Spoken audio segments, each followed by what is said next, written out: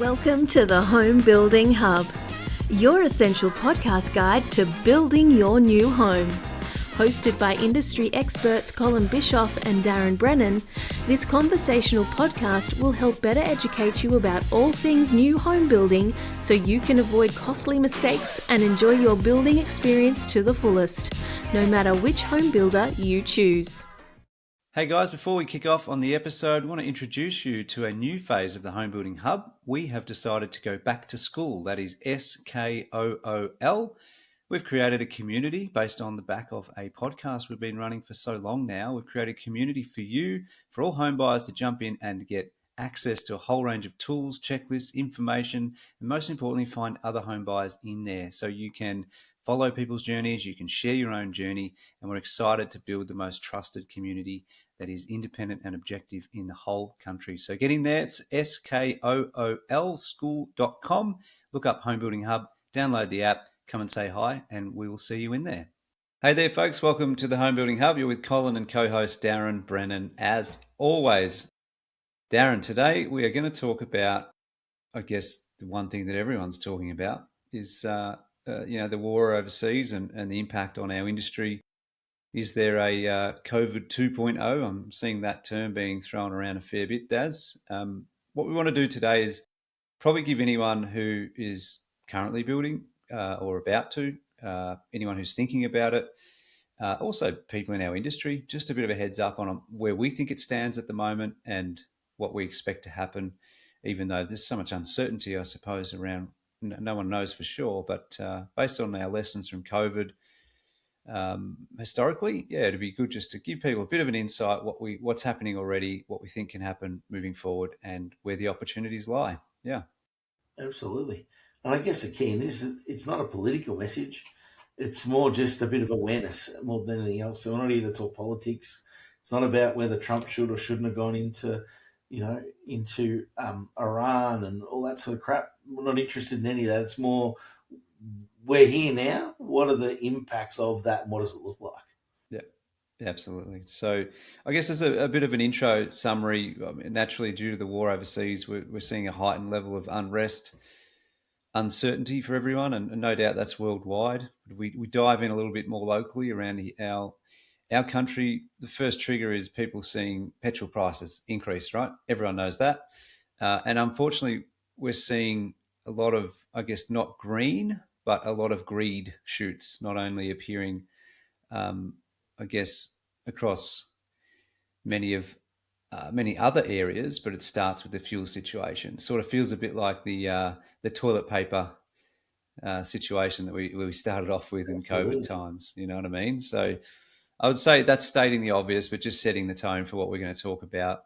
I want to make it clear we're not here to comment on people's actions, but I guess we want to think about current and prospective buyers and give them some insight into how we think the fuel prices and further than that, how that's going to impact already and in future affect our industry. And really that's just what we're here for. So we'll do our best to cover it as best we can.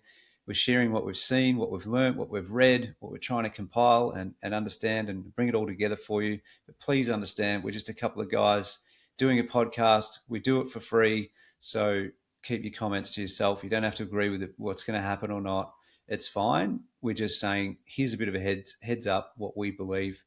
But clearly knowing that in one day, 1 week, 1 month, 1 year, things can change.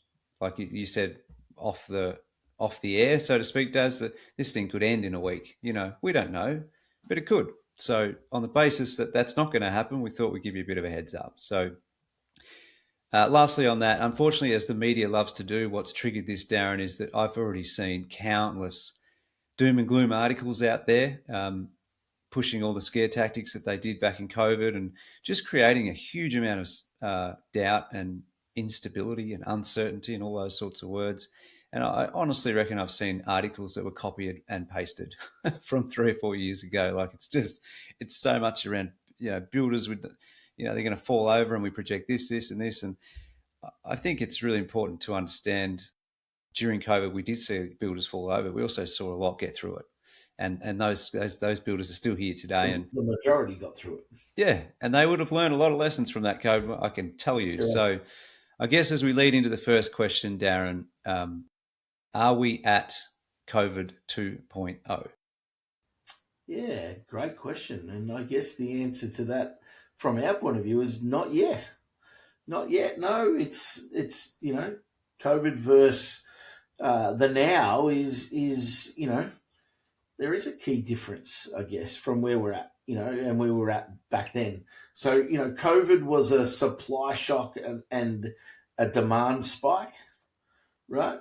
Factories shut down globally, um, shipping collapsed, government stimulus drove demand up, resulting in shortages, um, price spikes, extreme delays. We saw all those things. And compare that to now, and we're talking about today, and we'll watch how that plays out. But we don't think it's going to head quite as dramatic as COVID for sure. But the current Iran, it's a fuel situation right now, so it's an energy situation. So that's equaling a cost shock, and we're all seeing that at the Bowser, and we're all talking about it, and we see it on a meme every other day. So it's not a supply shock other than the supply of fuel for your car, right? Yet, I guess is the statement on that. It's not a supply shock yet. And again, it'll just depend on how long this plays out for.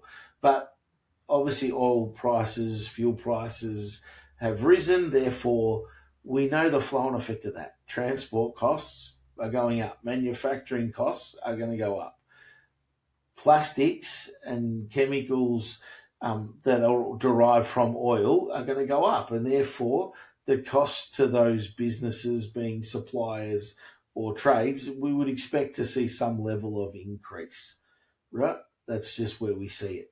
So obviously the increases come first, and then depending on what happens with supply lines of some of those products because of the shortage of oil-derived products potentially, then we could see delays if it escalates.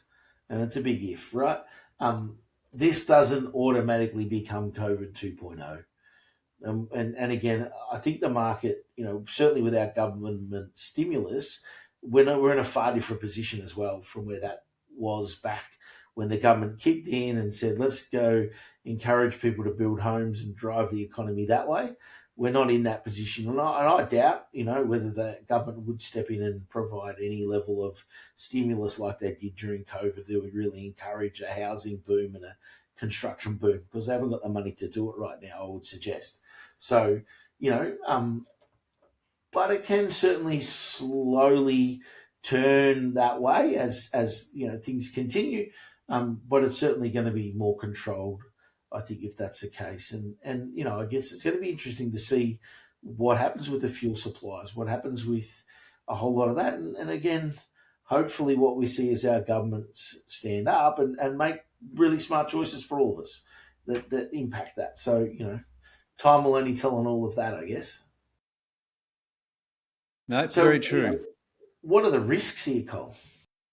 Yeah, so I think the risk is at the moment, as in these circumstances and situations, I think a lot of people look at the surface impact, which is fuel prices have gone up. And that alone is enough to put people into a situation where they're like, well, I can't afford to go to the movies now. I can't afford to, do this or do that. And then that then impacts the people, at the movies who have employees and the people who own the building and all, you know what I mean? Like it's this snowball or domino effect. People understand that in its basic sense. In terms of our industry, we've seen fuel increase. Obviously, fuel levies have already been passed on. I've seen countless letters already from suppliers and trades saying, here's a fuel levy of X percent or a dollar amount for the short term, and we'll take it off when we know more, basically. We've also seen PVC increase and a whole bunch of other stuff, but that's gone up about 36% already. And again, it's not a massive cost. We spoke to one of our builders the other day, Darren, who said Currently, we're hovering around a $2,000 to $3,000 increase to builds, which builders will generally just absorb. They're not going to try and pass that minimal part on. For the most part, I can't speak for all of them, obviously, but it's just understanding and positioning. I'd like to think that builders do pop a price increase in for their jobs that do come in, Daz, and do that straight away, just to help make sure they've got enough cushion in the event that something does, increase in terms of pricing. So So the you're talking about likely, jobs there, Colin, that they haven't taken yet, but will take, not the ones they've already got. That's what you're referring that's to. what I mean. New jobs coming in perhaps should have a price increase just put in as of today. I'd love to see, and I've said this before, Darren, I'd love to see Rebuilder just go, bang, here's a price increase across the board. Let's stop fighting and scraping our way to the bottom of the barrel for the sake of a sale. Let's try and get some money in there so that there is some money, if need be, for contingency. That's Yeah. important. We should have learnt that from COVID. So the likely chain, I guess, or domino is happening now. So fuel surcharges, plastic spike, and I think the early or initial supply of trade pricing adjustments. Supply and trade adjustments. Contingency, precautionary is what they are at the moment. Deliveries to site, cost of materials, the cost of a supplier having to produce their product or provide their service is increasing, so they pass on that as a result. So I'd say that's right now. In the next 4 weeks, I would say that there'll be a few more of those coming through. Stuff like concrete will be increased, potentially steel, bricks, masonry, insulation, plasterboard will all go through that cycle because they rely on energy to produce their product. Okay, so I think that's inevitable. Then we move to, I guess, unfamiliar territory because we don't know what's going to happen, but let's say 2 to 6 months, I suppose, Darren. So many unknowns, but after dealing with this situation through COVID for a number of months, what happens is a new norm is established. So after the initial wave of adjustments, and there's continued adjustments thereafter, there is sort of a baseline that starts to appear. So it gives a builder a little bit more understanding of, okay, what's really going to be adjusted and changed as best they can to give them enough confidence to put a price out there that they won't be having to go back to clients with. Ideally, that's what we all want. But I think a revisit in that time, 2 to 6 months, a revisit of suppliers and trades potentially continue to adjust, labour rates, etc. The cost of living pressures really start to be felt by not just the everyday man or woman, but the actual staff of the builders, not just the trades and suppliers, so driving into work, getting out there on site, all those sorts of things, having to pay for their petrol if they have to, and things like that. That's certainly, they can get by a little bit, but by that stage, 2 months from now, you'll feel that. So I think this is happening to a degree, but it'll be felt more then. Insurance, finance costs can creep up as well. Potential minor delays to build timeframes could start creeping in. Probably not 2 months, but in 6 months, Darren, could be 4 to 6 months or so. And I don't expect that to be 12 to 24 month delays like we have with COVID. I expect it at this point, based on the information we've got, to be around, it could be a 1 to 3 month delay, not a massive interruption, because we have to repeat that the materials are still there as it stands. We're not short on the materials necessarily. They're just going to cost more to get, I suppose, to produce them and to get them on site and get that going. So that's why it's not quite the COVID 2.0 as you covered before. And that's why it's a little different to the initial one where we just could not get timber, right? That absolutely stopped everything in its tracks. You weren't even allowed to operate. Most people weren't even allowed to work, Darren. So it is significantly different in that sense. And then I said, I guess if escalation does worsen and we do reach a point where supply is more impacted, then we would enter a stage 4, and that would start to resemble more the COVID stuff, where we have complete disruptions of shipping or delays, material availability issues, further delays to the build time as a result. So just to put it in perspective, during COVID, we saw, different by builder, but we saw, let's say, could be 15 grand, 20 grand, some up to $50,000, changes in pricing because of all that increase. But But right now, as I said earlier, it's sort of sitting around that 3K mark. Could move up to 6K in the coming months, but it's not even close to the COVID time that we had. Yet, that I have to say yet, because we don't know what's going to happen, but it's not. So I think we're seeing bigger builders provide comfort already. I've got these noted here, Darren. I saw a thing from another builder, won't say who it was, giving comfort to the client, saying, if you've got a contract, we won't increase your price, this, that, and the other thing, which is really, and I think rightly so, it's a really good move.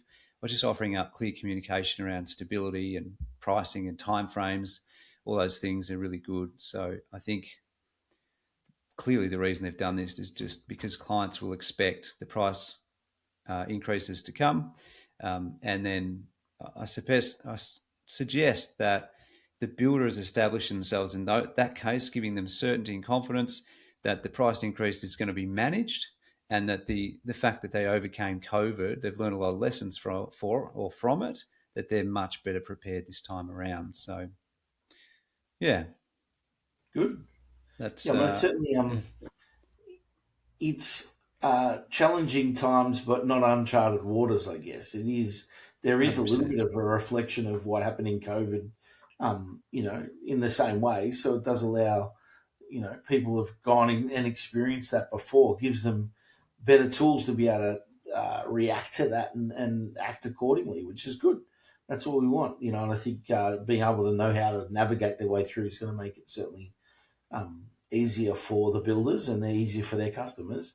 I guess the interesting part, I think, Cole, also will be what pressures come on interest rates. Inflation. There'll be pressure on inflation, but also you'd anticipate there may be some pressures on unemployment as well. And this, which way does the Reserve Bank hedge its bets? Is it going to put interest rates up more, or is it going to drop interest rates to take some pressure off people and make that cost of living more stomachable?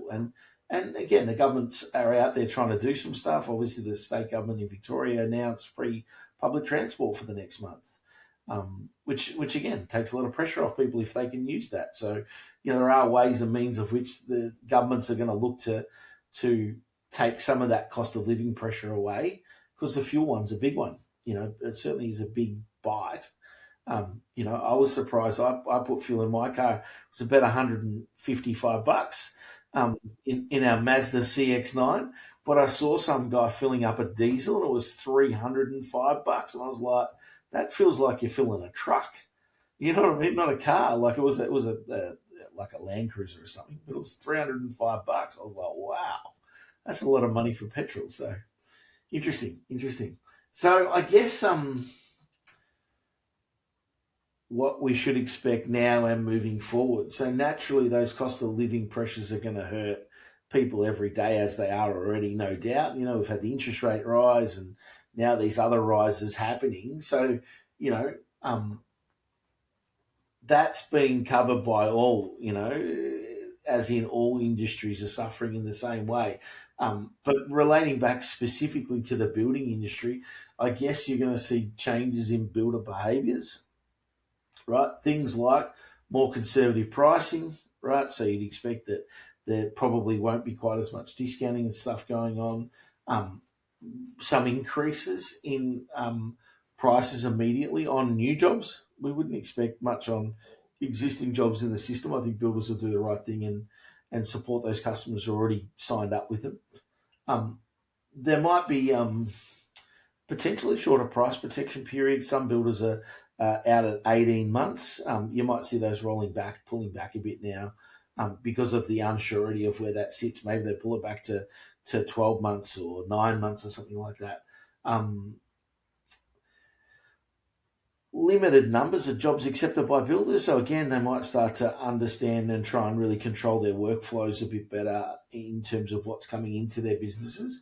And again, closely monitoring and adapting based on the lessons that they got from COVID. So I think that's probably the biggest changes to note from builders. Client behaviour changes. I guess, these issues, along with the increasing interest rates, is going to make them certainly a little bit more hesitant to move forward. So we do expect a level of hesitancy, but maybe it's just a delay in making that decision. And I saw realestate.com talking about that over the weekend, saying that they just anticipate people who still want to buy a home. The same fundamentals are there. We've got a shortage of housing. So it just might mean that they take a month longer or 2 months longer. They educate themselves a little bit better. They wait and see how things sort of fit, and then they make a decision. So we'd expect some level of hesitation and also reduced confidence, no doubt. But that doesn't stop people buying in the long run. The finance buffers will be tightening because obviously prices overall are increasing, so people's budgets have got smaller. More sensitivity to price movement. So, again, we'd expect people to be mindful of that, but they also don't want to see much price movement because they're worried about they've got to pay that debt off, right? And ultimately, we do expect there'll be less home buyers out there. There probably will be less people walking through display villages, etc. When it comes to land, we'd expect there to be some land contracts handing back, and I guess it's a matter of how big that gets. If people are panicking, then that could happen in droves. You might see a lot of land contracts going back. There's been a fair bit of speculation about the market, so we'd expect that will, put people in a position where they go, hold on, I'd rather hold off, hand back my land contract, walk away, look at nominating it, etc. So it'll be interesting to see whether there's a real spike in that. But we'd expect to see some level of handing back of contracts. So that does free up land for others to purchase. And that might also help on price a little bit too. So it'll be interesting to see what that means. And we'd expect that the land price may sharpen up a little bit because of that. If there is land contracts getting handed back, maybe developers will look to discount a little bit, offer some rebates, things like that. So, I guess that leads to where's the opportunities there, Colin? Yeah, it does. So there'll be a lot of people hesitant, as you said. There'll be people who crawl back into the shell as a result of this, and that's totally fine and understood and makes complete sense. But there's also, and we've been through this before, there's also good opportunity for those who do have capacity. So those who understand, it's not a COVID 2.0 yet.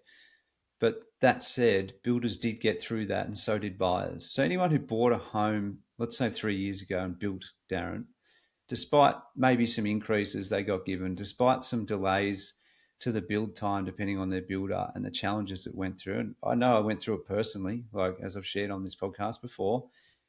The reality is that the houses that they're in now, that they're built as an investment or owner occupier, would be better off today than if they bought them only 12 months ago. So Absolutely. at the time, if I said that, people would be throwing chairs at me, right? Because you're copying price increases and things like that. It's all unpleasant. But the truth is, if you did build a house 3 years ago, you'd be better off than if you built one 12 months ago. I don't think that's going to change, particularly with the opportunity now that people are handing contracts back, which opens up a little bit of an opportunity for investors and for owner occupiers, people who are generally going to have a bit more capacity. I think that if COVID has taught us anything, it's that, and please listen to this, if COVID has taught us anything, it's that cheap prices did not remain cheap. The real value now, the real leverage is no longer price, it's certainty. So that's what you need from your builder, is comfort around what's going to happen with your pricing and the price protection periods and how the delays they impacted, all that sort of stuff. And you factor that in, as a contingency, because the truth is, if you go and buy a block of land and it's under market now because of someone's handed a contract back that they signed a year and a half ago, you can actually get a price that's pretty sharp. And the difference that you can save from that cheaper land contract is going to be, offsetting any price increase that a builder passes on. Do you know what I mean? So your net result's pretty strong. Anyone who understands what I just said there, they'll see that opportunity and they'll take it. But a lot of people just won't want to take that step, and that's totally fine too, Darren. So it's always down to personal preference and circumstances. But I believe, and myself too, I'm pushing ahead with the build. We're signing the contracts this week. Like, I'm doing it because I guess we've got a great insight, Darren, into how it works. We're trying to share that with everyone today. So the right people, the right capacity, definitely the right opportunities still ahead. For sure. It's interesting. You were talking about this the other day, and I did steal it off you, Colin, and posted it on my LinkedIn during the week. But Warren Buffett said, "Be fearful when others are greedy, and greedy when others are fearful." And never a truer word said, I guess, in terms of where the market's at. So there is going to be a lot of opportunity for those that are smart enough to look through that and find that opportunity. I've been reading a lot by Robert Kiyosaki, a lot of his info at the moment, and his rich dad, poor dad, and just those two different mindsets of what one sees opportunity, one doesn't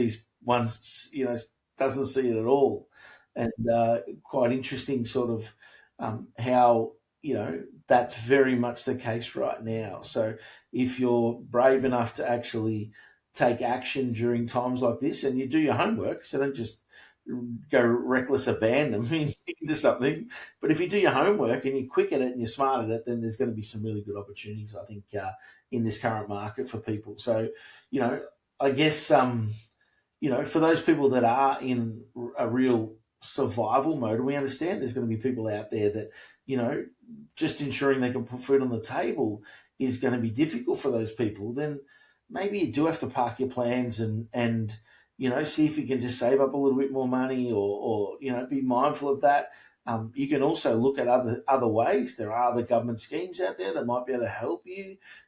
We've spoken about the Help to Buy scheme, for example, which is the shared equity scheme. Some of those things. So again, find out a bit more, do your research so you understand what it is and how it might be able to help you. But, we understand you may need to park your plans, but for others out there that do have the capacity, whether you're an owner occupier or, an investor, there will be great opportunities to secure land at potentially distressed rates because there's going to be people who can't afford it, which could save you significant amounts of money, most likely more than what any cost increase is going to be from the builder, and that's your opportunity to take the win. So, have a look out there, keep your eyes open to any really, really good deals. And if you're in a position to be able to make a decision to move forward, well, it certainly would be in your interest, and from that, we'll keep our eyes on what we see happening in the market. It's interesting, Cole, I was, doing the old Facebook search over the weekend for land and just seeing what's out there and a few nominations popping up again and a little bit of that already. So, so there is going to definitely be some opportunity to secure some really good, deals on land and good deals generally. So, just be mindful. These things are all happening and we can't change, how the war plays out, but what we can do is be educated around what's happening and what are the potential flow-ons of that. Yep, well said. And that's the whole point of this episode, just to try and share some information as it comes to light, to try and put it all together for people, I suppose, as best we can, Darren. Not saying it's all going to be perfect or that in a week it's even going to be relevant, but as it stands right now here today, so hopefully you see that as helpful. Do what's right within your circumstances is really the goal here, and please don't just go and buy. If you've got capacity, do not pick the cheapest. For God's sake, please listen to us for the 50,000th time.